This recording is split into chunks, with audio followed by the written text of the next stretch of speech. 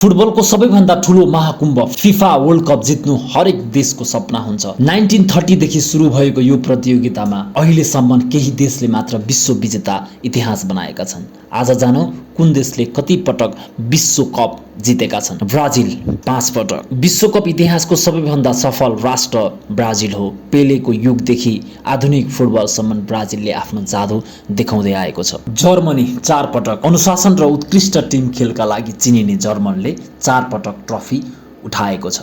Italy 4 पटक। पुरानो football शक्ति मध्ये एक इटालीले 4 पटक विश्वकप जितेको छ। अर्जेन्टिना 3 पटक।